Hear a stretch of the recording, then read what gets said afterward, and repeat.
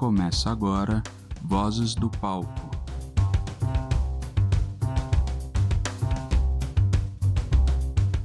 Olá, você está assistindo ou ouvindo o podcast Vozes do Palco. Este podcast visa entrevistar artistas independentes. Nesta segunda temporada, estamos entrevistando artistas da dança. Meu nome é Sereia Chagas, sou uma pessoa não binária. Hoje os meus pronomes são ela e dela. Sou uma pessoa parda, tenho um cabelo black power, uma barba meio rala. Estou usando uma maquiagem maravilhosa feita pela Laila. Do lado direito, estou usando um brinco de cauda de sereia. Estou com um colar branco com detalhes dourados, com uma blusa terracota e uma calça marrom. O convidado de hoje é formado nos cursos técnicos de dança e canto popular pela ETEC de Artes, produção de áudio e vídeo na ETEC Jornalista Roberto Marinho e teatro com especialização em sonoplastia na SP Escola de Teatro. Seja muito bem-vindo, Raul Vicente. Muito obrigado pelas boas-vindas, estou feliz de estar aqui. Meu nome é Raul Vicente, eu sou um homem negro de pele clara, tenho aproximadamente 1,80 m, aproximadamente 77 quilos. Hoje eu estou usando uma camiseta vermelha, uma boina, um cap, um chapéuzinho vermelho, combinandinho aí com a minha camiseta, com a minha camisa, aliás, camisa de botões. Tô usando brincos também, brincos de prata e alguns piercings, então eu tenho no rosto 5 brincos e piercings, entre brincos e piercings, nariz, sobrancelha, e estou usando uma calça rosa. Então, Raul, conta pra gente quem que é Raul Vicente. Raul Vicente é uma pessoa curiosa,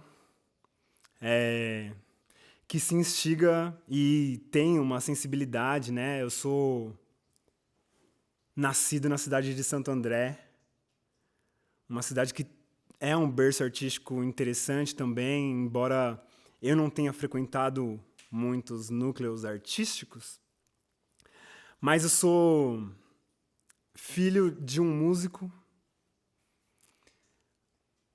Meu pai veio de Pernambuco, a mãe dele morou comigo, assim, morou com a gente, com a família, né? Minha avó do Piauí, então meu pai casou, e aí, enquanto meus pais trabalhavam, minha avó que nos educou. Eu sou o filho mais velho de 3, então tenho 2 irmãos mais novos. Isso tudo moldou minha infância, então meu pai era músico, eu tive muitas curiosidades enquanto pessoas do som, assim, via meu pai tirando um som, eu gostava daquilo, eu queria fazer parte daquilo de alguma maneira. Ele também frequentou alguns espaços que ele me levava e eu era muito curioso com aquilo tudo. E eu sou essa pessoa, curiosa, filho de um músico, filho de uma auxiliar de enfermagem também. Minha mãe foi muitas coisas na vida e a última formação dela, né, foi a formação técnica que ela conseguiu fazer. Foi o curso técnico de enfermagem. Então, faz mais ou menos uns 20 anos que eu acompanho ela fazendo um corre de cuidados relacionados à saúde do bairro ali, que a gente morava, né, em Santo André. Então, é isso, né? Sou essa pessoa que cresceu nesse meio entre um músico e uma auxiliar de enfermagem cuidando da saúde do bairro, assim. E eu crescendo, curioso, querendo saber essas coisas todas, como o mundo funcionava e tudo mais. E conta um pouquinho da sua trajetória. Você nasceu lá em Santo André. Conta como foi seu primeiro contato com a arte, um pouquinho da sua trajetória até hoje. Eu nasci em 91, né? E eu acho que as coisas que me chegavam, né, me inspiraram bastante, assim. Então, nos anos 90, e na região que eu frequentava, né, eu sou filho de operário, né? Antes do meu pai ser músico, ele foi funcionário da Volkswagen, então a gente cresceu ali, né, no ABC, muita predisposição para trabalhar nas multinacionais que tinham por ali.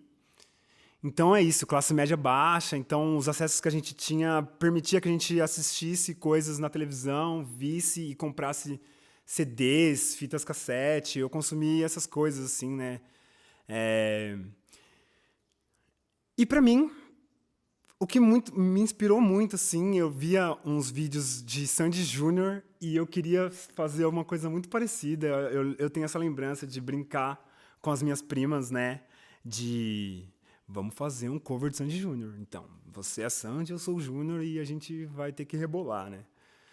E eu tenho essa lembrança, assim. Então, Sandy Júnior e Michael Jackson, para mim, permearam minha infância, né? Então, acho que isso foram os primeiros contatos com a arte, para além do que meu pai fazia de tocar violão ali, de conseguir agitar uma galera na beira da fogueira, né? E eu acho que esses foram meus primeiros passos. De 91 até 2003, 2004, as minhas inspirações eram caseiras, né? Não frequentei uma escola de artes que pudesse me indicar um caminho funcional. Mas em 2004, eu tinha ali mais ou menos uns 13 anos, e aí eu entendi que todas as pessoas da rua que eu morava frequentavam uma academia de dança. E nós tínhamos uma idade muito próxima, todo mundo tinha entre 10 e 15 anos ali, eram muitas pessoas que frequentavam essa academia de dança, que era inclusive na frente da casa da minha mãe, assim. E eu tenho essa lembrança de estar com os meninos, soltando pipa, e de repente dá 5 horas mais ou menos da tarde, a galera tem que baixar o pipa e falar, mano, não, mas dá pra soltar pipa ainda até anoitecer, vamos mais. Não, tem que baixar o pipa porque 6 horas a gente tem que ir pra academia de dança. E a gente, mas como assim? Por quê? Não, vamos lá que lá a gente te explica melhor. E aí que me bateu, foi aí que chegou, Vandense Academia, lá em Santo André. Meu ponto inicial, assim, meu primeiro passo dentro de um movimento artístico escolar, para além do ensino fundamental, ensino médio, né? E o que veio depois, assim, na sua trajetória? Eu dancei na Vandense por muito tempo e para mim era por diversão, né? Quando a gente tem 13, 14 anos, dentro desse espectro de gênero, né? Dentro dessa performance de gênero, enfim, né? Com 13 anos eu não imaginava, não pensava nada disso, né? Em 2004, mas tinha essa tendência de quais são os caminhos profissionais que a gente pode traçar a partir daqui.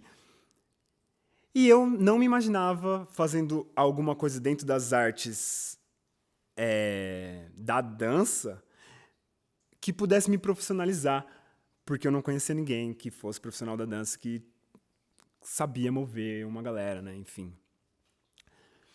Mas é isso, né? Eu fui educado para fazer muitas outras coisas. Sendo um filho de operário ali no ABC, também cresci com esse investimento, né? Vamos fazer Senai, vamos fazer um curso técnico que nos coloque para ser o próximo produtor de peças automotivas e de funcionário que trabalha numa multinacional, enfim.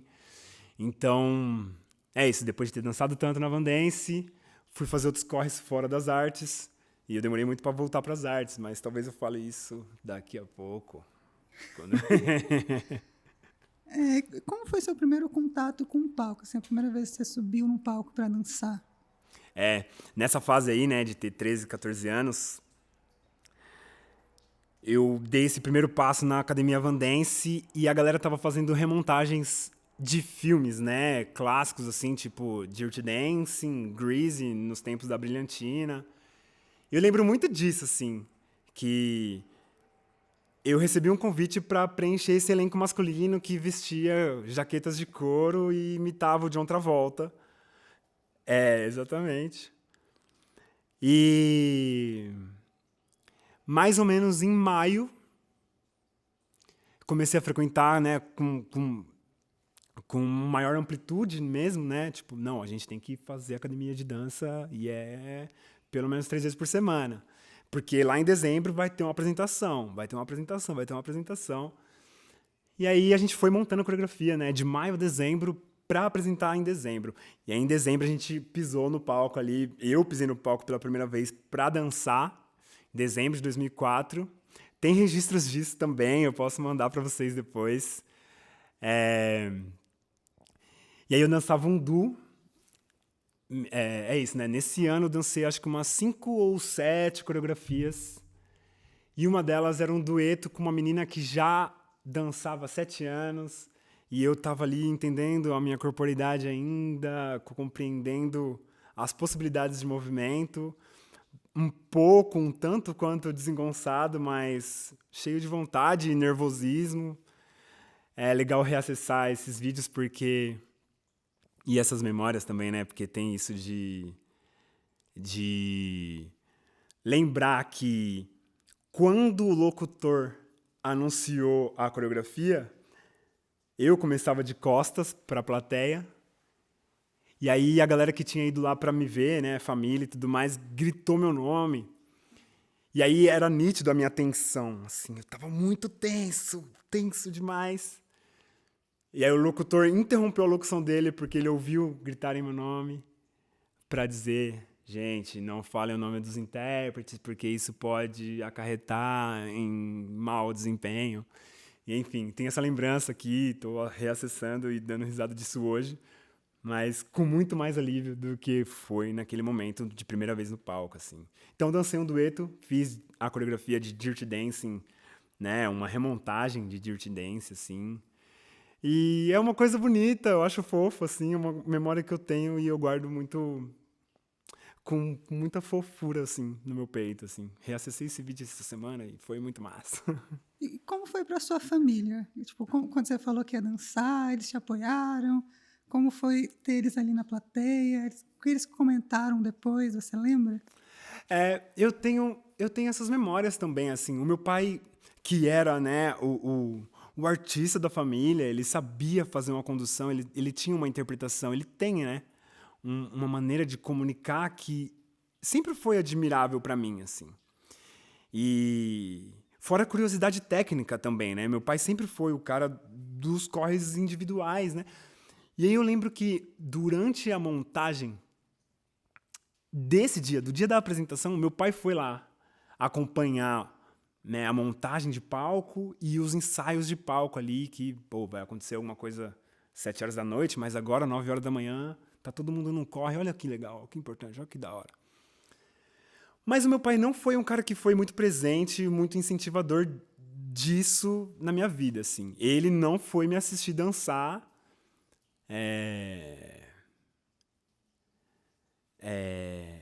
nesse período todo, assim. Dançar na Vandense, acho que meu pai nunca foi. A minha família foi, minha mãe foi com os meus irmãos, assim, mais de uma vez. E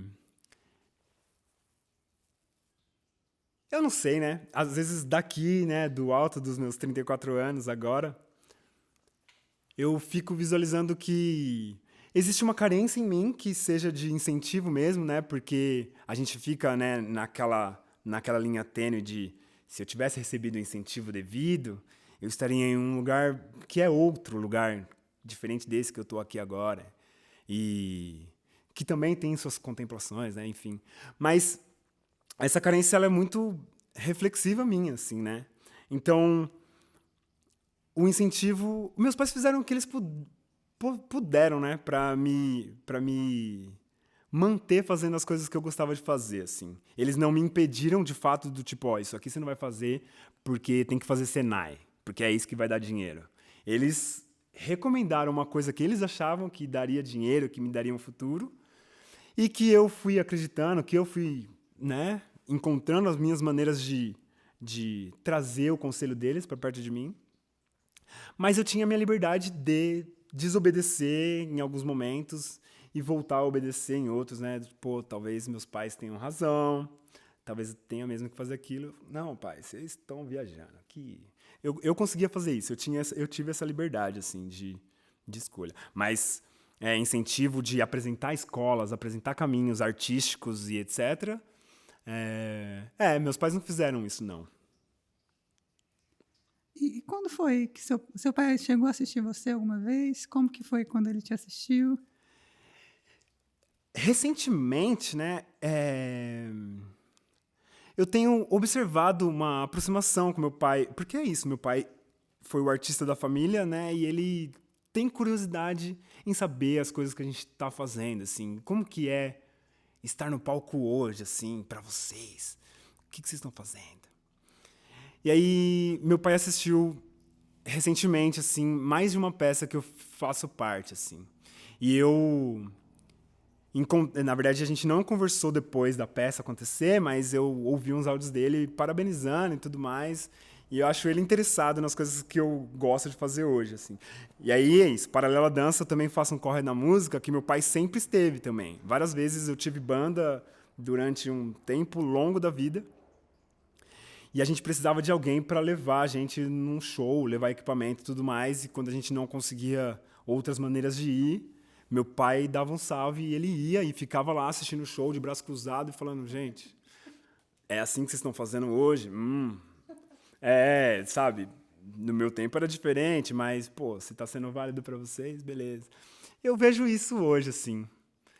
Agora, dança, só um espetáculo meu onde eu só dançasse, meu pai não foi. Meu pai não foi. E eu não acho que isso foi porque ele tava com outros interesses mesmo. Ele tava em outros lugares, escolheu estar em outros lugares nesses momentos. E você mencionou, né, suas outras linguagens, né, a música, o teatro. Quando foi que a música né, desde pequeno, né, com seu pai, mas quando você entrou nessas duas artes? Eu sempre flertei, né, com a ideia de ser músico, e aí acho que sonhar em ser um dançarino não fazia parte da minha infância, assim, não era uma coisa que eu imaginava enquanto profissão, enquanto futuro. Mas sonhar em ser músico sempre foi uma coisa que permeava a minha cabeça, assim. Então, para mim, isso fez muito parte da minha infância, assim, de pegar um vinil ali que meu pai comprou 20 anos antes de eu colocar o vinil na vitrola e querer ler a letra, querer saber quem eram as pessoas, porque eu tinha um caminho ali na minha cabeça, né? Eu queria ser músico também. Então, sempre quis ser músico. Com 13 anos, eu estava na Vandência ali e estudando dança, né, de uma maneira recreativa, divertida. Mas quando eu comecei, meu pai tinha um violão, eles compraram um violão para mim, aí eu comecei a tocar violão mais ou menos com essa idade, sabia uns acordes, lia a revistinha, aprendia coisas com meu pai. E era interessante, gostava disso, mas também tinha uma timidez muito grande da minha parte, do tipo, pô, quando eu tô aprendendo uma música, meu pai chega, eu travava, achava que tinha um compromisso muito maior. Podia super me divertir com isso, mas eu achava que tinha um compromisso de entregar para ele uma melhor execução. E não sei, eu tô falando isso agora, mas eu nem sei se era isso que me bloqueava, mas eu tinha uns bloqueios. E, enfim, demorei para entender um lugar de estudo musical, assim. Demorei para ir, mas fui mais ou menos em 2015. Fiz um ano de aula de violão, fiz uns 3 meses de aula de contrabaixo, assim. Em 2015 não, foi em 2012, 2010 e 2012. E aí eu tive uma banda de rock, tocava numa banda de rock que chama Devaneia. Tem muitos vídeos aí na internet. A gente era do metalcore. Escrevia, cantava e tocava contrabaixo, assim, fazia uns vocais melódicos, enquanto outra pessoa fazia uns vocais berrados, assim. Renato, meu parceiro. Pô, esse núcleo criativo foi muito bom. E acho que eu aprendi muito de música estando no quarto de uma das amizades lá, Hugo, lá em Santo André, criando música no computador e tocando junto, e escrevendo e tocando junto. Então, entre 2010 e 2012, estava ali tendo banda, aprendendo música, tocando mesmo, para além da escola. E o teatro foi uma coisa que eu sempre quis fazer também, só que eu demorei mais para acessar, assim. É isso, né? Sendo de Santo André, circulando por ali, eu conhecia a Escola Livre de Teatro, que era uma escola que tinha um nome, e tem um nome importante na cidade. Era um lugar que eu queria muito frequentar, mas eu não entendia os tempos que eu tinha naqueles momentos ali. E em 2019 foi um período que eu comecei a entender um monte de coisa na minha cabeça e falar, pô, acho que é isso, né?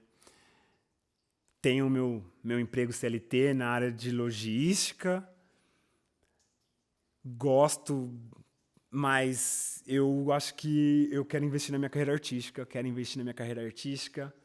Já tinha passado por um processo de formação na ETEC de Artes lá, já tinha feito curso de dança, já tinha feito curso de canto. Mas em 2019 foi o ano que eu falei, agora eu vou embarcar de vez no teatro. E fui lá no RH, pedi, gente, vocês conseguem me mandar embora? E eu fui mandado embora em 2020, naquela sexta-feira 13 de março de 2020, vulgo o último dia que se podia fazer alguma coisa antes de ficar trancado em casa na pandemia. 2020 foi um ano louco, porque eu entrei na Escola Livre de Teatro para fazer teatro presencialmente, só que a pandemia nos trouxe uma surpresa que é aprendam a fazer tudo da casa de vocês. E foi assim que eu entrei no teatro.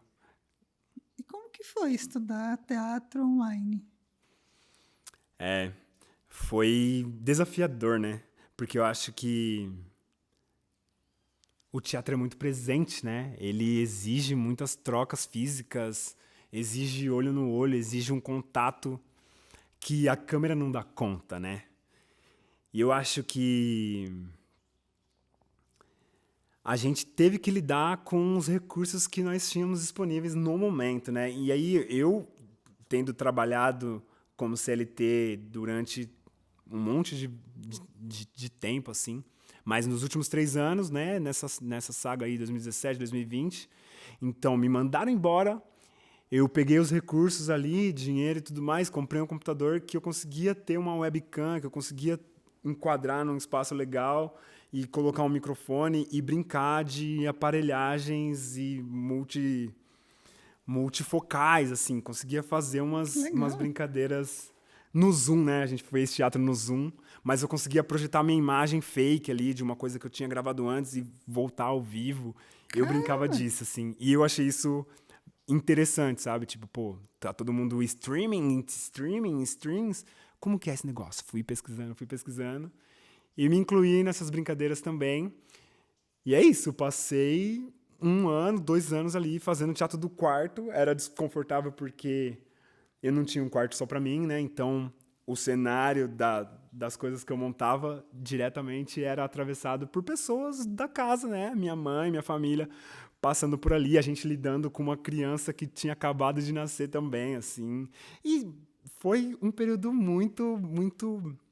de muitos aprendizados, sabe? Foi um período de muitos aprendizados, assim. Loucura, não estou romantizando, mas eu acho que houveram muitos aprendizados. Se vira aí! Caramba, tem que se virar, né? Como é que se vira?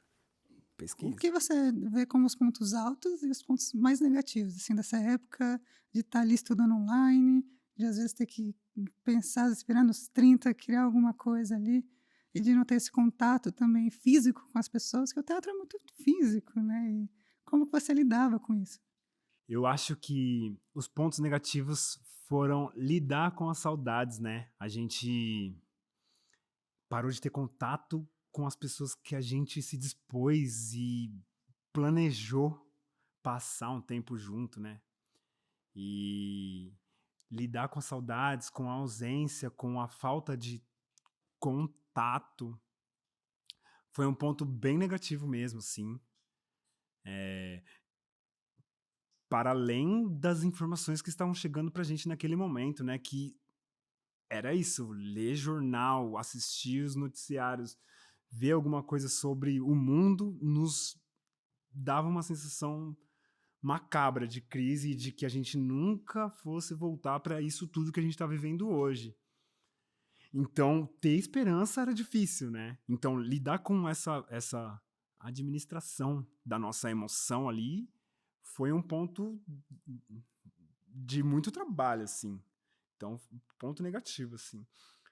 Mas eu acho que o ponto positivo foi ter um espaço para se dedicar ao estudo, né? E que às vezes nesse contexto de mundo onde a gente precisa acordar cedo, dormir tarde, deslocar para longe, fazer isso tudo que a gente faz, nem sempre a gente é contemplado, né? Enquanto estudo mesmo, enquanto, pô, é difícil você ouvir um podcast no ônibus e absorver as coisas que foram ditas no podcast, ou assistir um vídeo ali enquanto você está fazendo café, porque você vai deslocar e você vai trabalhar e você esquece seus estudos todos. Mas aí acho que um ponto positivo desse momento remoto foi: estamos todos reclusos, né? Todo mundo dentro do quarto ali, dentro da sala, dentro do seu espaço, lidando com uma série de informações e com os nossos recursos também, enquanto acessibilidade da informação, né, da internet, das coisas que nos chegavam. Então, e a dedicação, né? Então, pô, beleza, acabou minha aula de 1 hora falando sobre Brecht. Agora eu consigo assistir um filme que também fala sobre, sabe? Ver um vídeo ali, porque eu tô em casa mesmo, não posso sair, não, sabe? Preciso, de fato, mergulhar nisso tudo. E também lidar com os recursos, assim. Isso me fez voltar a me entender como um editor, assim, como, pô, é isso, a gente tá vivendo remotamente, a gente precisa entregar arquivos que são multimídias, né? Uma coisa que eu me planejei para fazer foi teatro presencial, onde eu pudesse conquistar as pessoas me mexendo, dando texto, falando. O mundo me colocou de frente para uma câmera, sentado na frente do meu computador. Então, o que eu posso entregar de interpretação para além do meu corpo, que seria lá no palco, né? Dando texto e tudo mais, é recorta, cola, e cria áudio, e recorta e cola, entrega, e aí mostra essa criação, sabe? É uma outra maneira de criar. Então eu acho que um ponto positivo desse momento de remoto, né, de estudos remotos, foi me entender como uma pessoa das edições também, né? Da interpretação e da edição, porque é isso, o mundo exigia isso da gente, né? Entende as tecnologias, porque a gente tá online. Eu acho que é isso, eu acho que um dos pontos positivos dessa era de estudos remotos foi me entender como uma pessoa das edições, onde eu tinha um momento para criar e gravar e um outro momento para pegar essa criação e redobrar ela, fazer com que ela se tornasse uma outra coisa para ser apresentada em um outro momento, né? Então, não é igual o teatro ao vivo, onde eu já entregava, né? Beleza, ensaiei, entregava aquilo que eu ensaiei. Remotamente, ensaiava, criava, filmava e entregava o que eu editava, o que eu cortava e colava. Para você, depois que você se formou, você se apresentou, como que foi estar se apresentando ao vivo no teatro, depois de ter tido todas as aulas digitalmente, né, remotamente? Qual que foi a diferença? Né? Porque você estava atuando sozinho, né? Depois de estar no palco, atuando com outras pessoas. Como que foi isso para você? Logo de cara, em 2022, né, a gente já tinha tomado as nossas vacinas e me chegou um processo de formação ali, de montagem, né, de espetáculo. Na Oswald de Andrade, a gente ia remontar a peça A Morta, do Oswald de Andrade. Então, nós tínhamos 5 meses para fazer uma montagem de uma peça de 1937. E aí, o diretor, Cacá Toledo, ele fez na Companhia Aberta, né?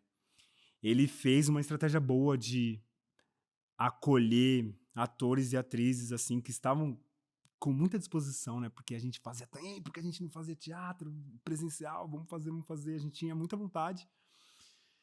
E aí a gente se entendeu num núcleo de muita gente, assim. Acho que era mais ou menos um elenco de 20, 30 pessoas. Uma equipe muito grande, 60 pessoas, assim, para fazer essa peça acontecer. E aí, para mim, eu me vi entendendo um gap de sensibilidade, assim. Pô, essa prática de teatro em grupo, onde eu preciso da sua deixa e tirar a minha muleta, minha bengala ali, né, ou os meus recursos de memorização, que é, lá no meu quarto, eu sempre tinha um computador com um texto rolando ali, então se alguém der a deixa no Zoom, na janela superior aqui, opa, minha vez de falar, eu leio aqui, já sei, né, e tal. A minha memorização, ela passava mais, assim. E aí, quando eu fui fazer presencial, eu não tinha a minha tela, né? Que era o meu suporte. Não tinha o meu suporte. E aí, perder esse suporte foi uma coisa que me balançou, assim. Então, me exigiu mais estudos, me exigiu mais estratégias, assim, me exigiu lidar com as pessoas e procurar absorver delas como que elas faziam também, como que é esse processo de memorização, me ensina também. E aí, lembro disso, assim, de muita vontade de estar com calor oh, tá rolando, a gente tá junto, estreamos, veio uma galera assistir, foi legal, foi massa, amanhã tem mais, aí temporada tá rolando, muita gente veio, sabe? Tenho essa lembrança de calor, assim, de sentir esse calor de, pô, presencial. É massa, sabe? É sem o recurso, sem a tela, sem o suporte, mas vamos aí, sabe? Lide com isso. Que o teatro é vivo. Se errar, não vai dar pra editar. Isso é uma coisa também, hein? Se errar, não vai dar pra editar. Ctrl Z não existe ali. Você deu a fala errada, conserta ao vivo. Na frente da plateia, que tá te olhando assim, tipo, podendo te julgar de inúmeras maneiras, enfim. Foi outro aprendizado. Outro aprendizado. De ter de improvisar, né? Eu acho incrível isso de estar ao vivo, de você não ter o erro fazer parte da peça, assim, de cada dia que você apresenta vai ser diferente. Sim. Porque você vai estar diferente, o público vai estar diferente, todo mundo vai estar diferente. Então você tem que lidar com o agora. Porque, querendo ou não, gravado, você gravou uma vez, é isso, tá pronto. Uhum. Pode passar 1000 vezes, vai ser exatamente igual.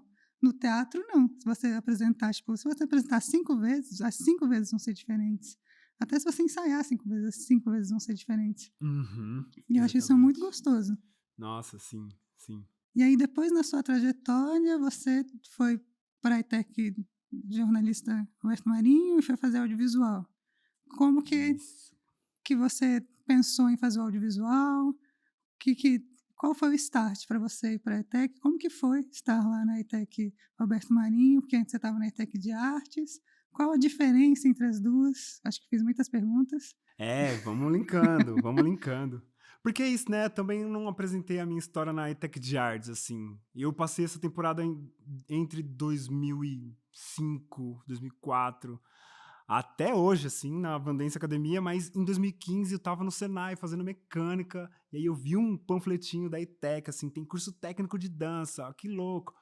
Fui lá prestar vestibular, e aí eu entrei na turma em 2017, fiz o curso de 1 ano e meio na ETEC de Artes, de dança, concluí e ampliou muito minha visão. Isso foi antes do teatro, né? Tô contando a história em uma ordem cronológica nossa e massa. Depois de ter feito o curso de dança, fui fazer o curso de canto. Depois do curso de canto, estava trabalhando ali, CLT, pedi as contas, vou para a Escola Livre de Teatro. Pandemia, tudo online, tudo online, tudo online. Aí a pandemia balanceou, fiz a morta, 2022, fui para a ETEC Roberto Marinho, me dispor a continuar, né, dar continuidade àquela versão minha que a pandemia e o teatro dentro de casa me ensinou, né? Se a pandemia me fez me entender sendo uma pessoa das edições, isso despertou em mim também o desejo de me profissionalizar enquanto pessoa dos recursos audiovisuais, assim. Pô, já faço isso porque o teatro online me exigiu fazer recortes e colagens. Agora vamos estudar audiovisual com a galera que de fato faz isso para o audiovisual, não porque o recurso exigiu, né? Mas não, nosso trabalho, nosso campo de estudo é esse mesmo, de fato. E aí eu fui para a ETEC Roberto Marinho com esse intuito, assim, pô, beleza, eu entendo algumas ferramentas de colagem, de edição, e eu gosto de fazer isso. Mas o que mais que o audiovisual pode me propor, me provocar? Então, eu amei. Acho que eu conheci pessoas incríveis de verdade, assim. Sou grato por isso, sim. Acho que a linguagem cinematográfica que me fez pensar para além de uma pessoa que assiste filmes, né? Então, pô, é isso. Hoje eu sento no cinema e vejo pós-créditos, né? Vejo os créditos subindo, quero e tenho interesse na ficha técnica, e aí a gente vai fazendo links, né? Pô, a atriz desse filme fez aquele filme lá, a diretora desse filme é a diretora daquele filme lá, que coincidentemente tem a mesma atriz, e quem é que fez essa trilha sonora? E por que essa trilha sonora instigou a gente? Eu entrei na escola e ampliei minha visão com isso tudo, assim. E eu gosto, assim, acho que eu carrego isso desse momento também. Paralelo, em 2022 até 2024, né? Que foi esse período de Roberto Marinho, e eu fiz o curso de sonoplastia na SP Escola de Teatro.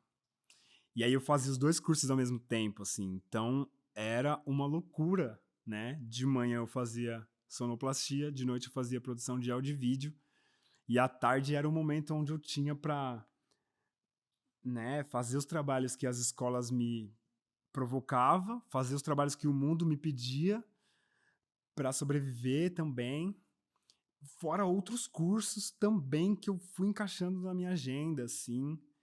Então foi um período que me ampliou a visão. Ser a pessoa da produção de áudio e vídeo, assim, me ampliou muito a visão cinematográfica,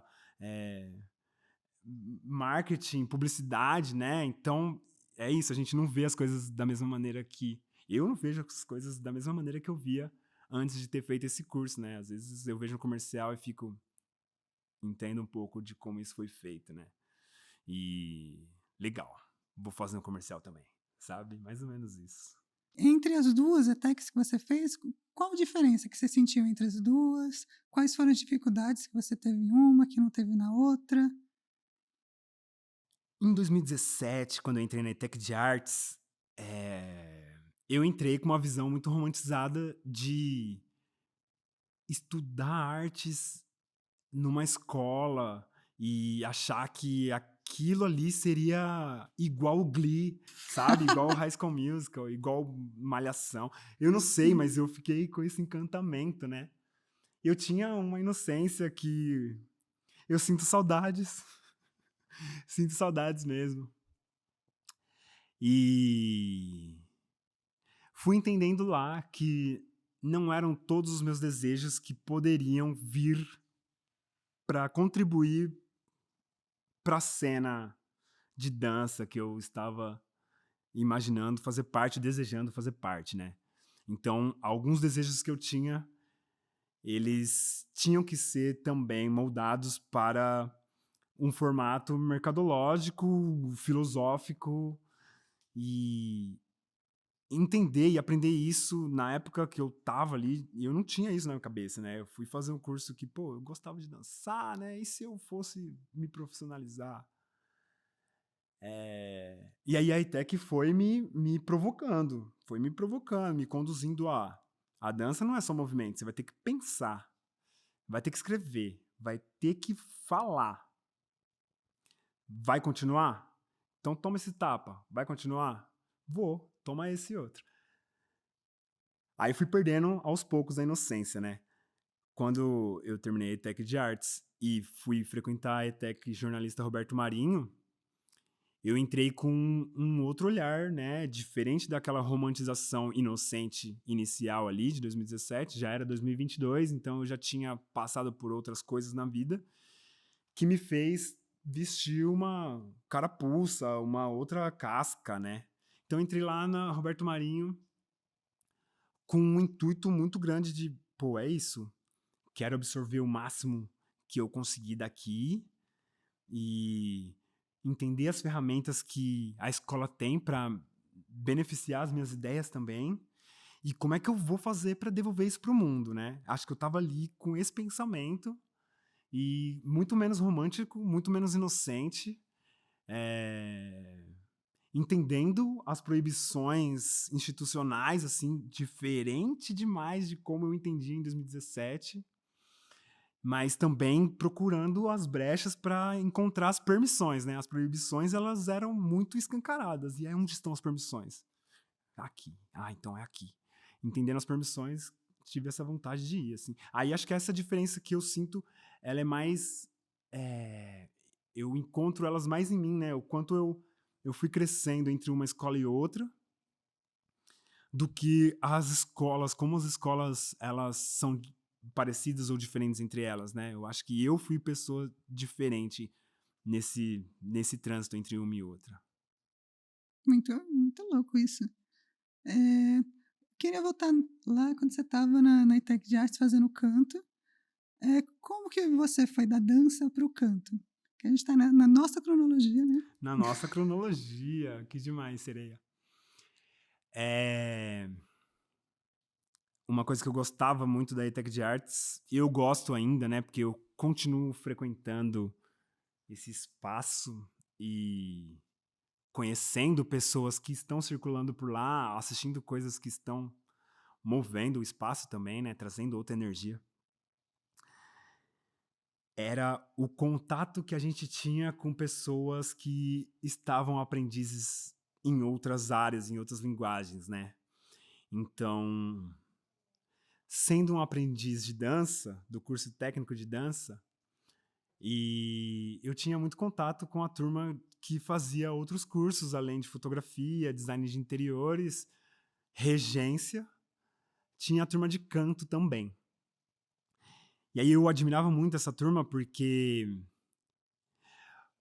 nos pós-aulas, entre uma aula e outra, sempre tinha uma galera com violão ali e fazendo as rodinhas sociais, né? Isso antes de ir pros bares também. Mas a galera agitava um show, a galera agitava uns eventos. Pô, é isso, de segunda a sexta a gente tá na escola, mas sabadão a gente se reuniu aqui pra tocar violão e a gente gostou, criamos junto, vamos fazer um show lá. Vamos, vocês têm interesse? Toque um flyer. A galera era articulada e eu admirava muito isso, assim. Então, estudando dança, eu comecei a frequentar essa turma, né, de canto e regência e fotografia. Eles faziam e agitavam alguns saraus no mundão aí, e algumas apresentações, microfone aberto e etc. E bar, karaokê. E eu gostava de ir no bar e no karaokê. Estudando dança, eu ia cantar no bar. E aí uns professores de canto já notavam, né, a gente ali fazendo nossas brincadeiras. E isso me deu um start de, pô, galera de canto é legal, vou fazer canto também. Então foi bem assim, né? Eu concluí o curso de dança, 2 semanas depois eu já tava fazendo o curso de canto. Foi bem, as férias foi bem poucas, assim, bem curtinhas. Já tava fazendo o curso de canto, alguns professores eu já tinha encontrado nesse movimento. E fui conhecendo alguns outros professores também, assim, que super me reeducaram enquanto respiração, assim. E eu acho que isso foi uma coisa muito louca, que eu ouvia muito, assim, dos professores. Você vem de uma respiração da dança, para respirar no canto, é aqui, tem uma diferença.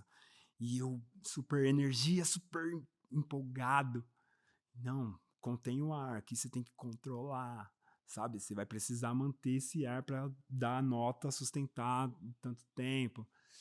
Foi difícil para mim, mas também foi muito acolhedor, assim. Estudar canto na ETEC de Artes, estudar dança na ETEC de Artes foi minha base, minha escola, meu calor, assim, real. E estando em várias linguagens, como que você vê que uma linguagem se intercalou com a outra, que uma ajudou a outra? Tipo, o que o canto te ajudou na dança, o que a dança te ajudou no teatro, o que o teatro te ajudou na música? Eu acho que é isso, né? Quando a gente fala sobre as multilinguagens artísticas, é difícil hoje em dia a gente hiperfocar real numa área só, assim. E aí, eu acho super que me ajuda, né? Eu acho que tem uma turma da dança que super fala sobre a musicalidade, né? Como é que você tem a musicalidade, como você usa a musicalidade a seu favor, né? Então, se você conhece o que é um chimbal, um bumbo e uma caixa, e aí você quer dividir o seu corpo nesses 3 instrumentos rítmicos, e aí você faz uma condução que vai, né? Quando o bumbo tocar, eu dou um pulo. Quando a caixa tocar, minha cabeça, sabe? Enfim. E aí depois você vai entendendo, pô, aí tem a melodia, aí você vai separando o seu ouvido, aí a musicalidade vai te levando para esse lugar. E eu acho super que isso também faz parte de mim, assim, gosto de entender as separações, assim. E criativamente falando, eu acho que me entender como essa pessoa das possibilidades de edição, né, dos recursos tecnológicos, de ser um sonoplasta, de ser uma pessoa da produção de áudio e vídeo, super contribui com a minha criação em dança, assim. Hoje é exatamente isso que eu tô linkando, sabe? Tipo, eu continuo estudando dança em 2026, mas super trazendo todos esses recursos e bagagens para minha linguagem também, assim. E eu acho que né? A gente tá tirando a pureza das coisas mesmo, assim. Tirando o cru e acrescentando recursos mesmo, porque a gente, né, tá evoluindo tecnologicamente e é interessante pra gente usar dos recursos que a gente tem disponível e das ferramentas que a gente sabe usar. Então, eu gosto de fazer isso, tenho feito bastante. E pensando na sua trajetória, quais 3 pontos, assim, se você pensasse em 3 pontos na sua história que você acha que foram marcantes na história, que resultam na pessoa que você é hoje? Uhum. Então, um ponto inicial pra mim, me vingar de um não que eu disse. Então, lá atrás, quando eu tinha 15 anos, eu recebi um convite de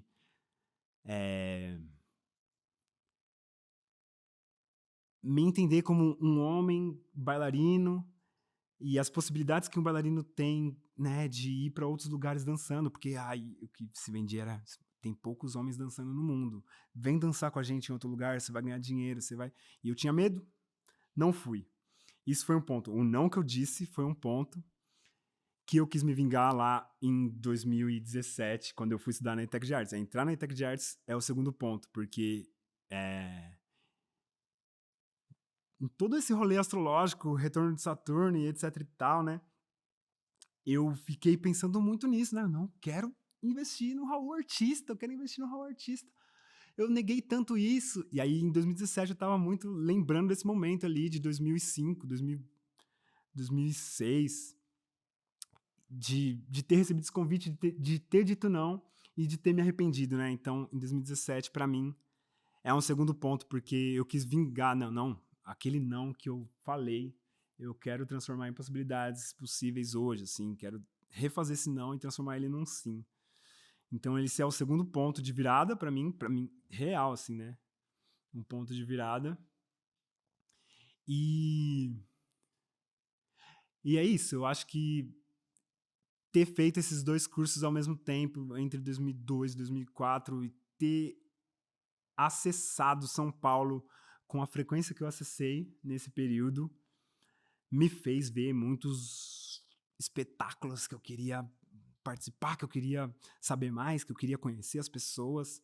Então, eu acho que é isso também. Frequentar mais São Paulo entre esse período de 2022 e 2024, estar aqui diariamente, é um terceiro ponto chave de mudança, assim, para minha vida mesmo, assim, né? Reticências.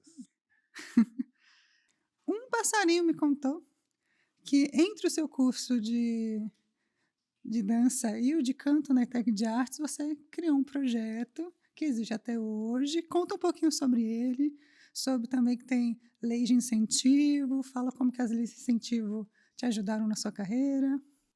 Terminei meu curso de dança na ETEC, já comecei o curso de canto, e enquanto eu estava aprendiz ali do curso de canto, estava no meu primeiro semestre. A turma que estava para se formar no curso de dança, né, no terceiro semestre ali, eles estavam elaborando um TCC de danças urbanas. E aí essa turma eram 5 aprendizes de dança. Eles começaram a fazer um experimento deles dançando no pátio, em um momento onde um aprendiz de um outro curso estava tocando violino. E aí, coincidentemente, o som do violino estava inspirando as movimentações. Aí eles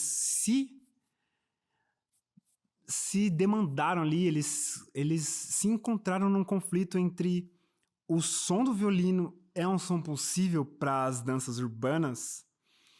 E aí isso foi base para um pensamento que perdura ainda, né? A gente continua colocando isso em conflito, mas naquele momento o som do violino foi instigando uma movimentação, e isso fez com que esses aprendizes de dança se instigassem a montar um grupo onde tivessem pessoas tocando enquanto eles dançavam ao vivo ali e tal.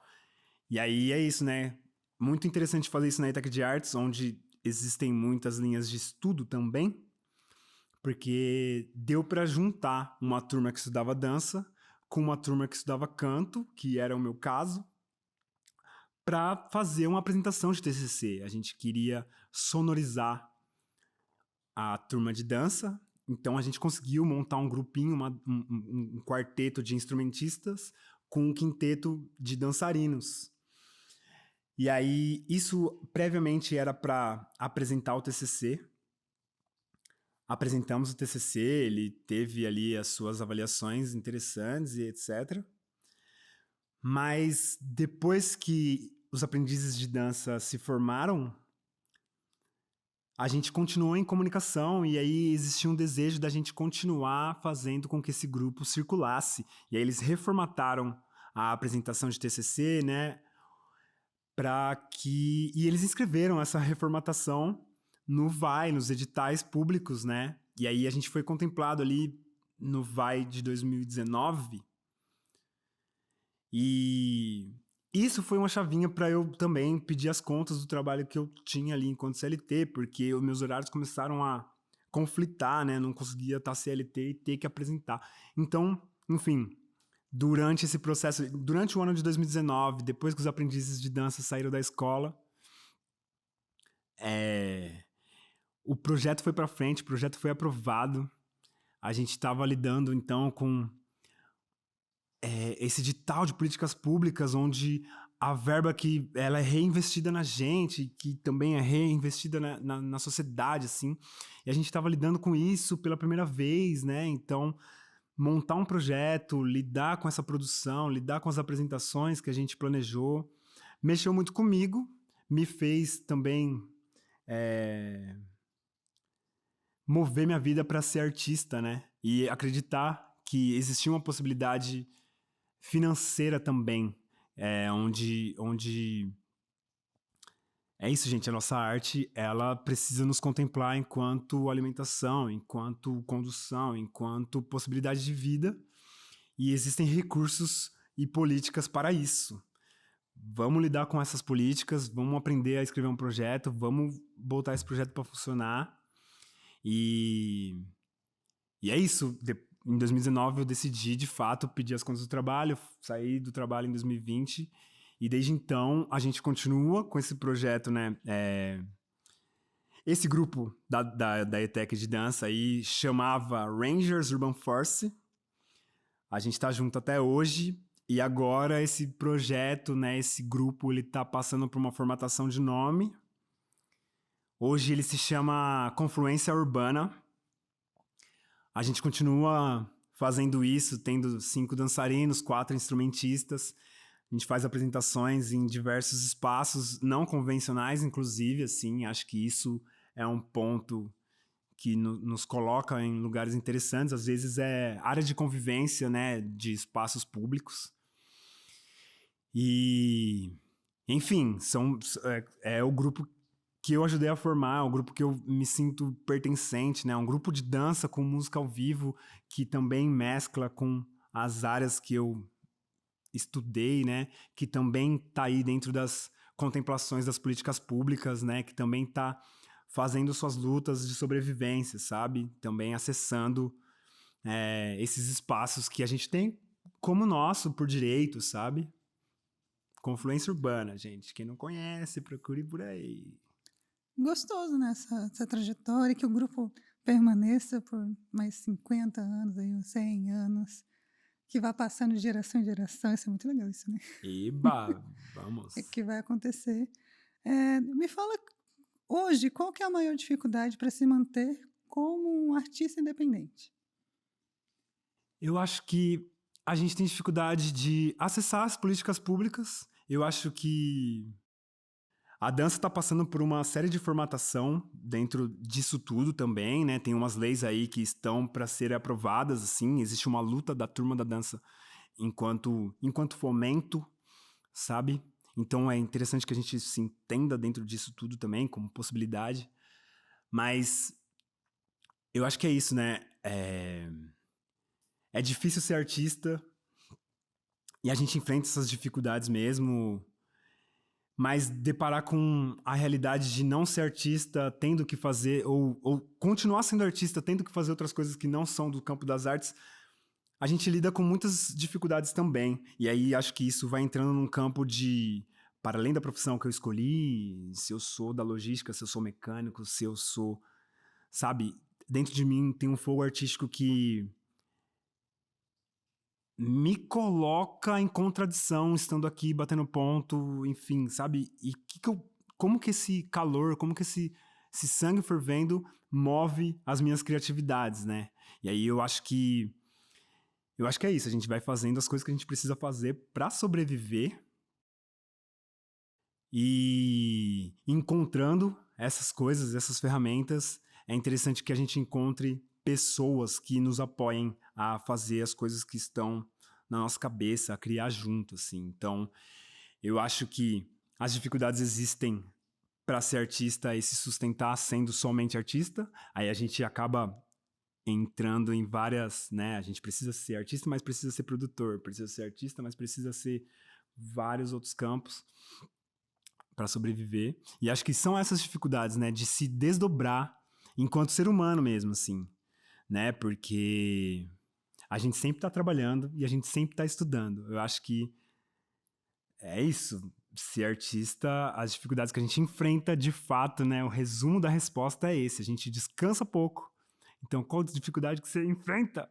Descansa pouco, porque eu sempre estou trabalhando, sempre estou estudando, sempre estou querendo colocar ou criar ou entender o que são as artes em mim, assim, o que são as artes que eu permeio, as artes que estão ao meu redor. E, enfim, são essas dificuldades que eu encontro, assim, de descanso. Mas isso me instiga a criar também, né? Continuar criando. Sim, que infelizmente, né, nós que somos artistas independentes, a gente precisa estar em muitas frentes. A gente não está só como artista, a gente está como uma pessoa que está por trás, que está administrando, que está correndo atrás de edital, está escrevendo projeto, que está fazendo prestação de contas. E aí são muitos corres, às vezes a gente não tem realmente um descanso, né? E às vezes quando a gente tem um descanso, a gente se culpa. Exatamente. E é muito ruim. Agora que eu tô, né, com os meus 31, que às vezes quando eu tô descansando, eu falo, não, meu descanso é digno, eu tenho que descansar também, não é só criar. A cabeça de artista sempre tá assim, né? Eu sou uma pessoa muito criativa, tô sempre escrevendo, sempre pensando em projeto, mas às vezes tem um dia que eu quero não fazer nada. E antigamente eu ficava me sentindo extremamente culpada, assim, de, não, como que eu tô nesse dia sem fazer nada? Como assim preciso estar criando? E agora eu falo, não, fazer nada também é fazer alguma coisa, né? Se permita. Se permitir não fazer nada. É muito gostoso. Delícia, delícia. Você já pensou em desistir da arte? Acho que todo artista já pensou, né? Mas conta um pouco sobre isso. Eu já pensei, já desisti várias vezes também, assim. E eu acho que eu lidei, né? Eu tive que lidar com uma versão minha que não era agradável, assim, nem para as pessoas que eu estava circulando e nem para mim. Eu entendi que desistir das artes fazia mal para as pessoas que eu estava próximo, assim. E isso me fez voltar. Então, acho que eu vi que eu estava ficando mal porque eu pausei as artes em mim. E aí eu tenho uma lembrança muito evidente, assim, de um dia que eu lembro do ano, assim, também. Era 2015. Eu tava num processo de formação das áreas mecânicas, assim, fazendo curso no Senai. E eu tinha uma rotina que era saía cedo do trabalho, ia pro Senai cedo, e aí ficava lá até 11 horas e voltava para casa tarde, assim. Então saía, era essa a rotina aí, né? Vida do trabalhador estudante, assim, que a gente conhece, sai 6 horas da manhã, volta meia-noite. Mas eu lembro de um dia que eu cheguei lá na escola, né, no Senai, e eu tava. Me bateu a bad, né? Porque, pô, eu tô aqui, tô quase me formando. É um curso que pelo menos 10 pessoas queriam estar no meu lugar, e eu acho que eu preciso receber esse diploma, esse certificado para validar o tempo todo que eu passei aqui. Mas eu não sei o que eu vou fazer com esse diploma, com esse certificado, sabe? Não sei o que eu vou fazer com esse diploma. E aí eu tava ali esperando a hora da minha aula chegar eu já tava dentro da escola, só tava esperando a aula da minha, sabe? A hora certa para entrar na sala de aula. E eu tava lendo uma revista e eu falei, meu, é isso, eu não vou entrar na aula hoje. Fechei minhas coisas, peguei o ônibus de volta para casa e fui pra academia Vandense lá ver as pessoas dançando. E aí eu fiquei tipo, eu tô matando aula, mas eu tô tendo uma aula e que tá me agradando muito mais, assim, visualmente falando, né? Não sou eu que tô me mexendo, não sou eu que tô aprendendo uma movimentação que eu não tinha antes, mas eu tô aqui presente num lugar que eu gosto, né? Num lugar que me fez crescer e refletindo sobre muito, né? Pô, velho, é isso, não vou deixar o meu eu artista morrer, sabe? Eu vou me formar então, beleza, amanhã eu volto pra escola, vou me formar sim, mas eu vou voltar pra cá, que é o lugar que eu gosto, né? Vou voltar pras danças, vou voltar pras áreas artísticas que me contemplam, que eu tenho uma familiaridade e fazer disso da minha vida também, assim. Enfim, né? Desisti várias vezes, voltei algumas e permaneço. Ainda bem, ainda bem. Ainda bem, né? Acho que a gente que é artista, a gente já pensou em desistir várias vezes, já chegou a desistir, mas que parece que uma parte da nossa alma morre quando se a gente desiste, né? Parece que a gente fica no automático, vai no CLT e você fica assim, tipo, cara, isso não é vida. Isso Uhum. não é vida. E aí, tipo, você precisa voltar para a arte, senão você parece que você não está vivo, você está só sobrevivendo e que sua alma vai aos poucos se desfazendo. Para mim, tipo, já pensei em desistir várias vezes, já teve vezes que desisti, que não dá. Não dá para não ser artista, porque a gente continua sendo artista, mas que cadê a alegria de viver, né? É isso, sereia. Nossa, é isso mesmo. Não dá pra não ser artista, sabe? Essa dificuldade é maior do que. Essa dificuldade é maior Sim. do que estar em outros lugares, em outros trabalhos, assim, enfim. Voltando para o seu fazer artístico, quais são suas referências? Tanto na dança, na música, no audiovisual, né? Pessoas de muitas artes, né? Ihu! Então, eu acho que as referências que chegam de infância, assim, são as principais que a gente vai continuar carregando, né? Então, é isso, né? Acho que Michael Jackson é essa pessoa que tá dentro desses campos artísticos todos que a gente falou aqui. E, né, não tem como não referenciar Michael Jackson, assim. Pra mim, ele era uma estrela completa e uma pessoa imitável, né? Uma pessoa que a gente faz a tentativa de imitar, né? E nem sempre consegue. E, né? Enfim, muitos brilhos, muitos brilhos. Mas, nossa, sabe, super tá ali num campo maior de referências, né? E aí eu carrego comigo toda essa cultura pop que chegou pra mim nos anos 90, mano, Sandy Júnior pra mim é uma referência que eu continuo carregando, assim, que são muitas contradições, né? Muitas coisas me chegam hoje, mano, você vai falar de Sandy Júnior mesmo, tá ligado? E eu, velho, Sandy Júnior era o que tava acontecendo quando eu tava crescendo, sabe? Foi o que me fez chamar minha prima ali pra, pô, vamos fazer junto uma brincadeira aqui? E por causa disso tudo, sabe? Eu continuo fazendo isso que eu faço hoje, sabe? E no meio do caminho a gente vai encontrando algumas pessoas que acabam se tornando referência pra gente, para além dos professores, nossas amizades, né? As amizades que a gente faz no meio do caminho, assim, elas nos inspiram muito, assim. E hoje eu visualizo que eu tenho na minha vida pessoas que me fizeram, me provocam muito, né? Hoje eu moro com 2 pessoas que eu admirava, sabe? E que são artistas da música que me fizeram entender a possibilidade gente, existe um momento, existe uma chance de sobrevivência, são as nossas criações, são as nossas ideias, a gente precisa amplificar essas ideias. E aí, morar com elas hoje me faz me sentir realizado já, sabe? E aí eu tô falando de Renata Soul, Baobaurim, tô bem grato pela troca que a gente tem, pelas coisas que vocês me ensinaram e viram em mim também a possibilidade de contribuir com o trabalho de vocês, tô grato. E é isso, referências, minhas referências aí, citadas. Michael Jackson, Sandy Júnior, Renata Soul, Baobá. Como que é morar com artistas? É interessante também, eu acho, e aí é isso, né? Antes, quando a gente tinha o plano de morar junto, super vai escalonando na nossa cabeça que vai ser uma casa artística super, a gente vai estar super em movimento, em criação o tempo inteiro. Mas eu acho que hoje eu tô entendendo que a gente se vê pouco até, né? E a gente se vendo pouco, a gente não consegue criar junto também, né? Porque cada pessoa tá num corre diferente de fazeres. Então, é isso. Acho que é uma residência onde a gente consegue cuidar da casa, né?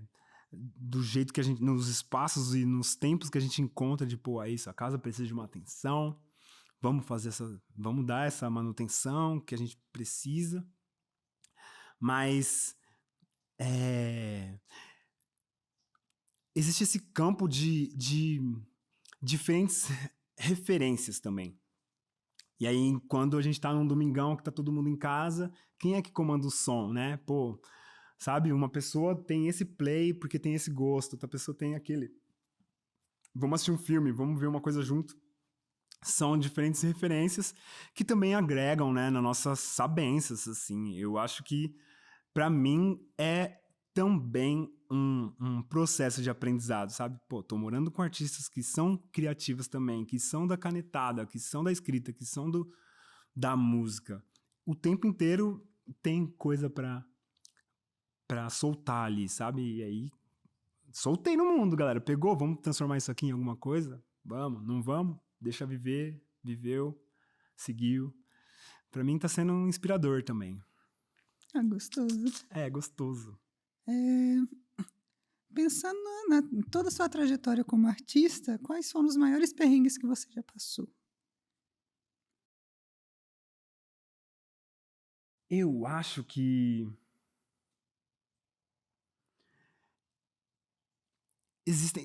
é isso, né? A gente passa por vários perrengues e difícil de linkar aqui, mas às vezes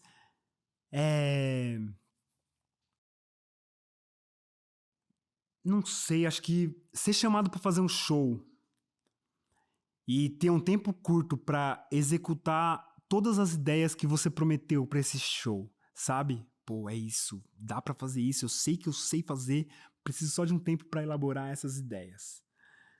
Chegou a data do show e as ideias não foram tão bem elaboradas assim, sabe? Aí já dá um frio na barriga que, pô, esse perrengue aqui, a gente precisa lidar com ele, né?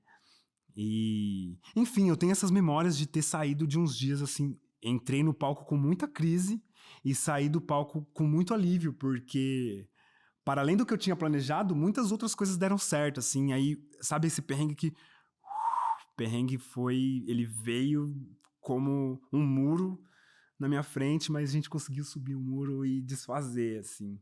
Tem essa memória, né, de estar inseguro com as promessas que eu fiz, assim. E acho que isso é um perrengue válido, assim, né? O maior perrengue eu não sei, hein? É um dos perrengues aí.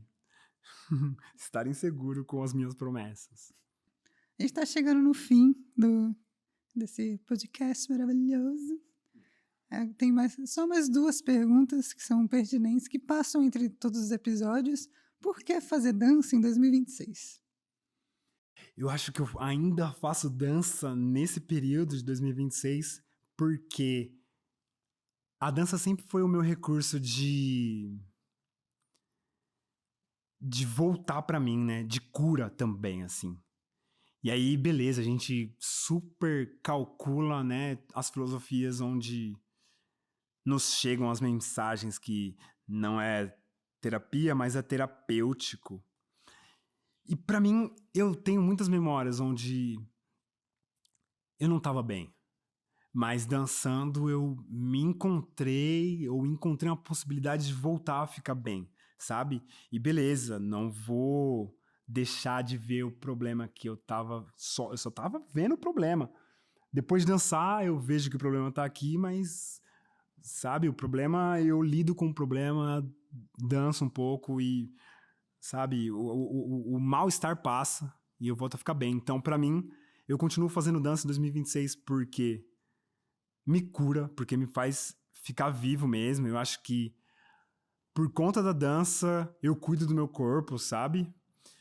E, sei lá, tem uma noção, consciência corporal que me ajuda a subir uma escada, sabe? E eu acho que é isso. Por causa da dança, cuido do meu corpo, tenho uma consciência corporal. Por causa disso que eu ainda faço dança em 2026. Tudo. E agora a gente está chegando ao fim, né, desse podcast. E a última pergunta é: qual conselho que você gostaria de ter ouvido, que você daria para a pessoa que está começando? Pessoa que está ali no início da carreira. O que pode pensar num conselho que você ignorou, que alguém te deu? Que você vê assim, não, eu sei mais que essa pessoa. Porque a gente tem isso, né? Conselho, às vezes a pessoa dá e a gente não quer ouvir. Mas qual conselho você daria para a pessoa que está começando? Uhum. É isso, né? O Raul de 2026, diria pro Raul de 2006, né? De 20 anos atrás ali, O primeiro conselho é ter coragem, velho. Tenha coragem, menininho. Vai lá, velho. Tenha coragem. Acredita, né? E é interessante quando a gente consegue conversar com alguém que tá pagando as contas de uma maneira saudável, sabe? Não é uma pessoa que tá rica. E é isso, né? Às vezes falta referência, assim. Mas, pô, tem uma pessoa de 30 e poucos anos que tá pagando as contas dançando, fazendo arte, sabe? E do mesmo jeito que meu pai trabalhou nas firmas, nas fábricas e tudo mais, tem uma pessoa com 30 anos que tá trampando, velho. Tá trampando, pagando as contas e tá bem com isso. Tá fazendo isso de um jeito saudável. Meu conselho é: tenha coragem, respira. Vai ser desafiador, alguns obstáculos vão aparecer no meio do caminho e eu acho que é interessante lidar com os desafios mesmo, porque a gente precisa encontrar as brechas, né, para esquivar do que vem enquanto problemática, enquanto possibilidade de derrubar, ou se cair, levanta de novo. E é isso, acho que são muitas coisas possíveis, sabe? São muitas coisas possíveis. A gente tá numa era, né, onde a gente tem muito acesso. A galera de 2026 tem acesso a tudo, assim, dá pra fazer muitas pesquisas. Esse é o conselho que eu dou. Mergulha de fato nas surpresas e confia, acredita, respira e tenha coragem. Raul, te agradeço muito por ter aceitado o nosso convite. O papo foi maravilhoso. Feliz a gente está chegando no fim, né? Choremos. Já faz seu jabá, fala suas redes sociais dos coletivos que você faz parte, dos seus trabalhos, se tiver trabalho acontecendo agora, fala para o povo te assistir. É isso, né? Eu tô muito grato de ter sido convidado também, de estar vindo aqui, de estar conhecendo vocês. Tô bem grato mesmo. Quero acompanhar e aprender também com as pessoas que vieram aqui antes de mim. Vou fazer isso sim. Obrigado, Vozes do Palco. Raul Vicente está como Ravibe nas redes sociais, aí no Instagram, RAH_VIBE, Ra_Vibe. Estou em cartaz, fazendo parte do coletivo Confluência Urbana, então pesquisem também com esse nome, Confluência Urbana. Também faço parte de um coletivo de teatro que chama Coletivo Negrura, com 4 no lugar do A. Então é facinho de achar, vai, Coletivo Negrura.